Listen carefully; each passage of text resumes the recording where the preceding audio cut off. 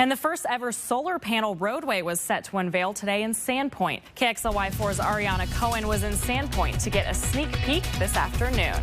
You imagine driving or walking on glass? Well, that's all about to become a reality in Sandpoint. Tomorrow, the inventors Julie and Scott Broussard plan to unveil the solar panel roadway. And we're just excited to show it to the world, and we're really happy to have the support here in our hometown of Sandpoint, and really happy that the first one in the world is going in right here. What are they? They're solar freaking roadways. It's technology that replaces all roadways, parking lots, sidewalks, driveways, tarmacs, bike paths, and outdoor recreation surfaces with solar panels. And not just lifeless, boring solar panels, smart, microprocessing, interlocking, hexagonal solar units. I'm excited. After 6.5 years and $3.9 million in both private and government funding, solar freaking roadways are finally here. They've finally done the first installation. Let's check it out. So it's all happening in Sandpoint, Idaho, which is, of course, the hometown of Solar freaking Roadways. And they installed 150 square feet, 30 of their brand spanking new SR3 panels. And, oh, look, we've got a fantastic PowerPoint presentation. It's been installed in the Jeff Jones Town Square. And look at all the benefits of Solar freaking Roadways compared to crappy concrete in asphalt. Who wants that? This thing's the duck's guts. It's fantastic. So, it's the future. Let's check out the future. And if you actually have a look at the latest Sandpoint Council budget here, they've actually already spent $36,000 on this because council paid for the labour and other stuff to install this stuff. And curiously, in the budget here, it's actually got it budgeted $500,000 for a Solar Roadways grant. So I'm not sure whether or not that's the local Sandpoint Council doing that. Not sure what the deal is there. Anyway, some money already been spent. This is going to be brilliant. So here's the Jeff Jones Town Square, and surely they've installed it on the roads or the parking lot or something where they can test drive cars over the top of this thing just to prove all the critics wrong that, yeah, Solar freaking Roadways is completely viable. I mean, look at all the parking space and roads around there. Surely it's in there somewhere. Oh, it's out the front of a public block of dunnies. Well, okay, that's pretty disappointing, but surely they generate power. I mean, they're solar panels. What could go wrong with that? Oh, they're not generating any power at all. None. Zip. Zilch. Oh. So all it does is provides a light show. Well, okay, let's have a look at the light show. Surely all the LEDs light up, right? And do fancy patterns with their line, the road markings and all that sort of stuff. Let's check out the live webcam that they've set up to watch this thing 24/7. Oh, how many panels are working? 2, 4, 6, 7 panels working. But there's line... No. There's no line markings. But surely they're talking to each other. No. No. They're not even talking or doing anything. So it turns out even the working ones just fail. The LEDs on these things just get stuck on. The patterns stop. They have to actually come and do midnight hacking sessions to actually try and fix these things. But surely, here's some people trying to stomp on a stuck LED that's been stuck on for hours. Surely that's not going to do anything. These things are super duper rugged after all. Hey, listen to Scott. These are on your driveway. They're bolted together. They weigh 70 pounds each. They're not going anywhere. A tornado, hurricane can pass right over the top of them. This is tempered glass, so it's really, really strong. It's half-inch thick. It's textured on top. We had traction tested so it can stop a vehicle going 80 miles an hour on a wet surface. Scott's not kidding. I did everything I could to put a dent in the solar panel, but only gave myself sore feet. So there's absolutely no way these idiots trying to stomp on it are going to turn this LED off. Not a chance. Look, they're just wasting their time. Oh, they did it. Hey, way to go. Percussive maintenance works. But surely you can see the LEDs in direct sunlight, right? That's what they've been claiming forever. Oh. Trust me, they are on. Even when it's shady, sunny, no, it's just not showing up on an ideal angle on the webcam.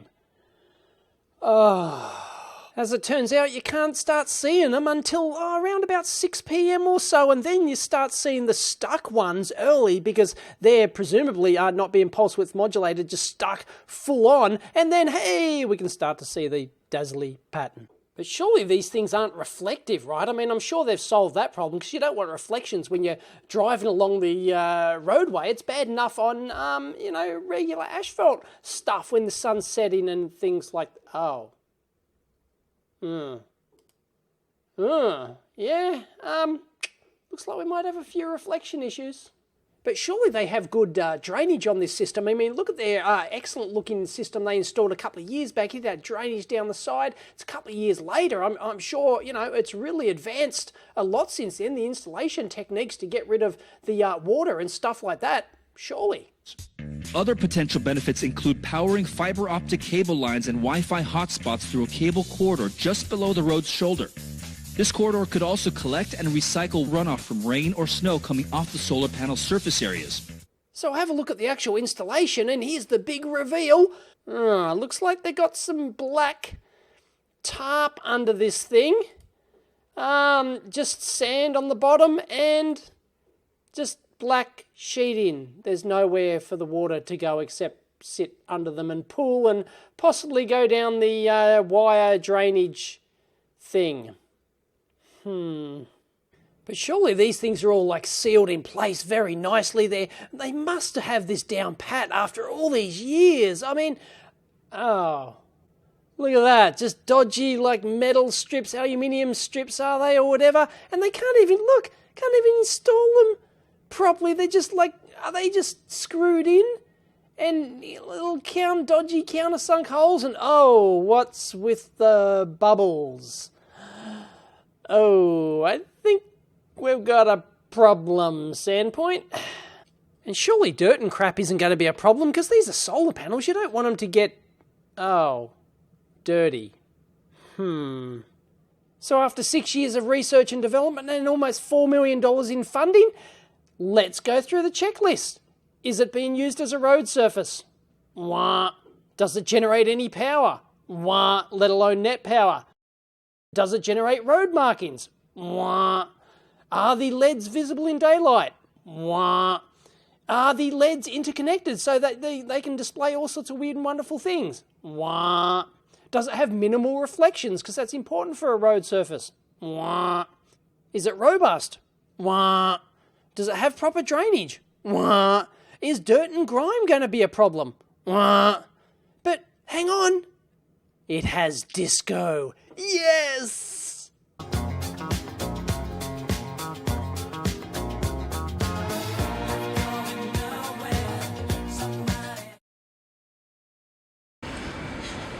These will make one heck of a street dance party.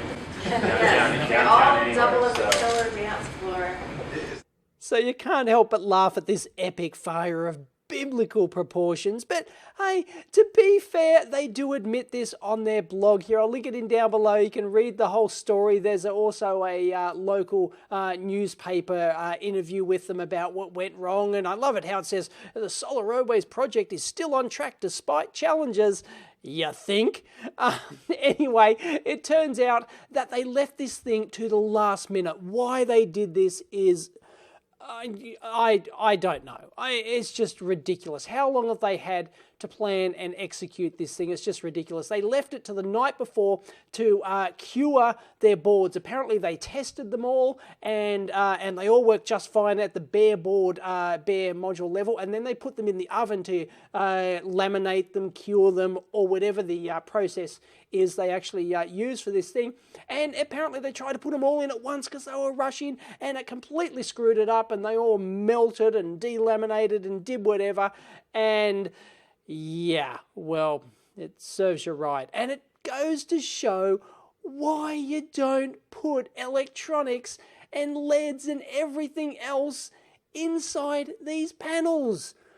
Oh, But the thing is, they actually knew this would be an epic fail before they installed them. They actually invited the city officials in to show them all the problems they were having and how the manufacturing lamination process all screwed up and everything else. And together with the city officials, they decided to continue with the installation, knowing full well that they, A, wouldn't generate any power. Hello, this Solar Roadways. The LEDs, most of the LEDs would be non-functional. The heaters don't work. Although they do actually say here that they had 5 panels that could still produce power. So you would think that because in the whole 6.5 years they've done this, they haven't released any public data at all on any of the panels they've ever produced in terms of power generation data. You'd think they'd be keen as mustard to get these 5 at least working and producing some sort of power and have a net meter there that shows that it at least powers the LEDs, right? Let alone the dunny lock. Gee, but no, they didn't even bother with that. They made the deliberate decision to install this thing knowing full well it was a complete and epic failure. So, yeah, they've just got it on themselves. You can't not criticize them for that. It is ridiculous. But I know the Solar Roadways fanboys will say, Dave, you're not giving them a go. Come on, they'll fix this. They've promised to fix it by the end of November. They'll reinstall the proper panels, they'll manufacture them properly, and everything will be right. Well, no, sorry, it won't be. A, they did not install this in the parking lot to drive cars on it. Why? Because they know they're not going to do the job. And there's absolutely no excuse for not having those LEDs interconnected and actually doing some sort of road marking or animated display to show that they're connected together. They've done this before. They've done it years ago. Why they couldn't do this, why they didn't have the code available ready to go for this is just beyond me. They mentioned, they were doing coding the night before to try and get it working. Unbelievable. They've been working on this for 6.5 years. But there's some obvious results we can even take from this, even though it was an epic fail. Look at the dirt and grime on these things.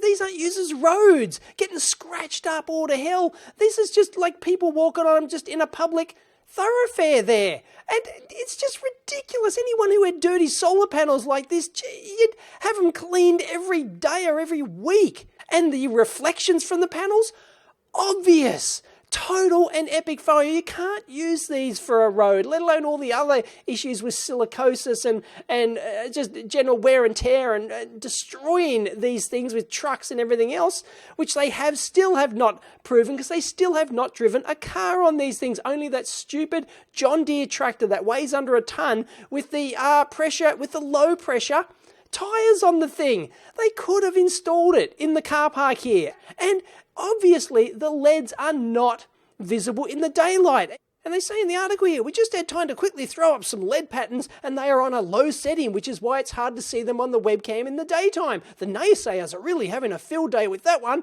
but we'll set things straight soon enough. Well, A, why are they on the low setting? Do you have some sort of power issue? It didn't look like it. And B, the LEDs which were stuck on full brightness, they were a hell of a lot brighter than the other ones that were all discoing, Saturday Night Fever job, and you still couldn't see those until like 5 or 6 p.m. at night.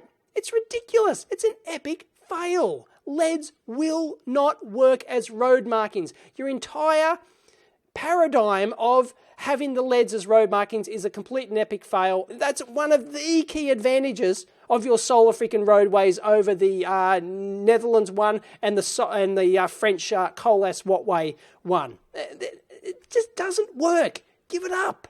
But I know what you're saying. What about the solar output? Once they get these solar cells working, it'll be home and hosed. Okay, let's do some math. So let's take a look at a data sheet for a typical consumer panel, the LG Neon 2. And of course, Solar Roadways have never provided any data sheet at all in 6.5 years and $3 million or whatever anyway. We can get the square area because we have the data sheet of this, and it works out 1.5 square meters for a typical 320 watt panel. The SR3 panel, the Solar Roadways one, is 27% of the area of that. So it should produce, in theory, 87 watts if it was equivalent, but it's only rated to 44 watts, which it's already half as efficient per square meter of the consumer panel, but that's fairly typical, and the results we actually saw in the Netherlands trial as well. And if we have a look at the data from my number 850 video, which has the 12-month results from the Netherlands solar bikeway trial, you can see up the top there that it's 82 kilowatt hours per square meter for the whole year. So it will take 41 kilowatt hours for 6 months. But the Solar Roadways SR3 panel, because it's that silly hexagon shape, is going to have a lot of wastage on there. How much? Based on this photo here, I calculate about 30% wastage compared to the solar roads in the Netherlands. So in practice, the Solar Roadways SR3 panel is going to produce approximately 0.7% of the one in the Netherlands, which demonstrably produces half the output of a rooftop commercial panel. So that means our fantastic Solar Roadways SR3 technology is going to produce 35% of the energy of commercial or residential rooftop, let alone commercial one in bangs per buck. But hey, we can actually get some data on here. I actually found on the Solar Roadways website, believe it or not, I actually found a figure measured from the output of a micro inverter for 4 Solar Roadways panels over a 6-month period. They don't give any other data. There's no photos, nothing, time of year or anything else. There's no data to go along with it. So hey, we can crunch the numbers on that. 4 SR3 panels at 0.408 square meters each is 1.63 square meters total. So we got 51.397 kilowatt hours for the 6 months. Divide that by the square area, and we get a figure of 32.1 kilowatt hours for 6 months. And if you compare that with the solar road in the Netherlands that we got for the 6-month figure, we got 41 kilowatt hours. So it is less. It's roughly the order of that 0.7 we got above. So that's a very nice confirmation that these things aren't as good as the solar roads in the Netherlands. And you wouldn't expect them to be because of the hexagonal shape. But their conditions are very similar. They're laying flat. They've got the thick glass, protective glass on top. They've got dirt and grime and wear and everything else. So, hey, confirmed. But of course these panels are going to produce less power. Everyone knows that. They're not angled, they've got the thick glass, extra losses, everything else. But what is the bang per buck, i.e. the power output per installed cost? Aha, we can get data on that too. And we've got some data from the US government National Renewable Energy Laboratory. I'll link it in down below. 2015 figures, but they should still be good enough, only a year out of date. And you can see that the price breakdown, the installation cost for residential there, look at the first bar graph on the left, just over $3 per watt installed. And then it breaks down the cost of the installation labour and everything else. But look at commercial. It's $2.15 per watt installed. Fantastically cheap. And just as an independent confirmation of that, we've got the Solar Energy Industry Association. Their figure is just under $2 per watt for installed commercial systems. And I found an article which listed the current price of each SR3 panel to produce, ship and install for the state. And Scott said that it's about $2,000 per 44 watt panel. I'm surprised it's that low. Maybe there's not something, extra government costs installed in that, like this one here in Sandpoint where the government actually paid for the install. So whether or not that figure's included, it seems actually quite low to me, considering the amount of effort required to install these compared to commercial systems. Anyway, it's 22 times the cost of a commercial rooftop solar system, and that does not include the greatly increased maintenance, because you're walking on it, you're driving on it, you're doing everything else. You've got water issues. You've got all sorts of drainage, all sorts of things. Oh, goodness. Anyway, it's 22 times the cost, at least. And the thing with this Sandpoint installation is not even close to what it would be like if you had to drive on these things. This is only a walkable, bikeable surface by their own quote. And here, look at the photos of what they have to do for a real one that can actually take the tractor and everything else, the cars to drive it. Look at the infrastructure you've got to install, let alone the drainage and the pits and the wiring and everything else. This is crazy. And this is all part of their claims that You can, you've got to the benefits of this thing, that you can install all these cable pits and you'd have all the infrastructure in place to charge your EVs on the fly, which they're now talking about, and all sorts of BS like this. It's just ridiculous to go to this sort of trouble when you can just install simple commercial rooftop panels on the roof where the infrastructure already exists. You need none of these hassles. And you want to do this for 22 times the price? 5 times the price, even if they magically got it down in volume? You'd have to be nuts to even think this is a viable solution. Unbelievable. But I know what you're saying, Dave, this isn't fair. Come on, look, they say it themselves. In volume, once mass production begins, the price will come down drastically.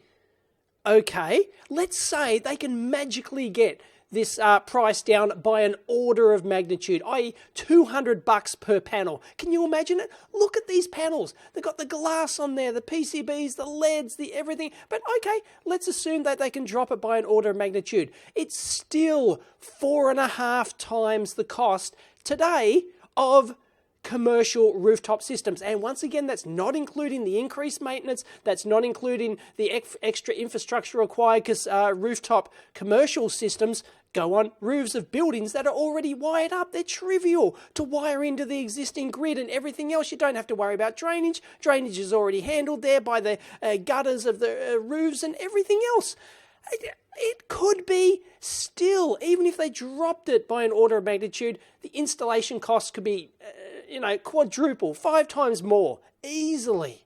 And if you don't believe me, take the figures from Colas Wattway, the French company doing their Solar Roadways installation. This is a huge multi-billion-dollar road construction company. They know what they're doing. They know roads. And their best case pie-in-the-sky figure for production costs down the track is €3 per watt installed. So the odds of Solar freaking Roadways with their huge thick glass panels, which would cost more than that alone, and all their electronics and their LEDs and everything else, their concrete pits and everything else that goes along with it, slabs and bolted down, and to be anywhere near that price is just lunacy. I mean, just look at the Colas one. It's as simple as it gets. No glass, no lead rubbish, just a couple of millimeters thick solar self that is just adhesive glued down to the road surface. As absolute bare minimum as you can get. And that, as I showed in my video, is 6 times the cost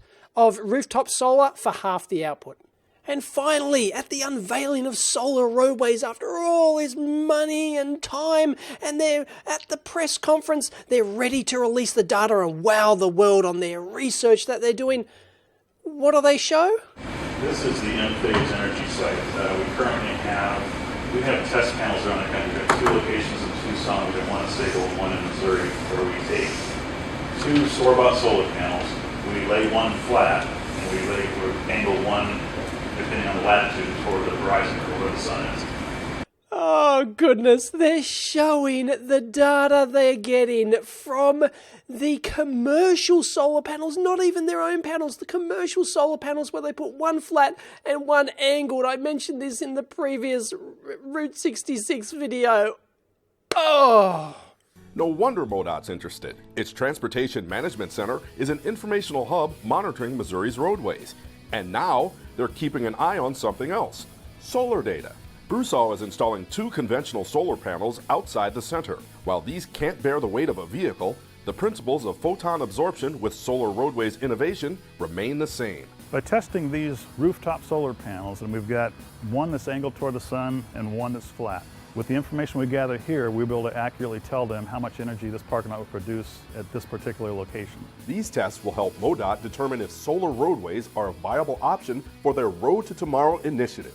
They're seeking new innovations and ideas on how to rebuild Interstate 70 to be a highway for the 21st century. And no, I haven't forgotten the LEDs and the supporting circuitry. Using Solar Roadways' own measurements and calculations, the LEDs and circuitry consume per lane mile about 1/4 of the energy produced to these tiles. Just pissing the energy down the drain. Are you kidding me? For what benefit? None. Just extra bloody maintenance for LEDs that can't even be seen, and useless circuitry. Unbelievable. Welcome to Sandpoint, Idaho, the city of tomorrow, with solar freaking roadways, where they're higher maintenance, half the output, piss away a quarter of the power on LEDs that can't be seen during the day, are shaded most of the time, and have innumerable problems as a road surface, all at only 20 times the cost of rooftop solar. The city of tomorrow. I mean, there's obviously no other solution where panels that are order of magnitude cheaper, are angled optimally to the sun, have super high efficiency that require almost no maintenance, are super easy to install, have existing wiring infrastructure to power the things that they're put on. I just don't see it here. Clearly solar roadways it's got to be the solution. There's just nothing else. It's the best possible choice.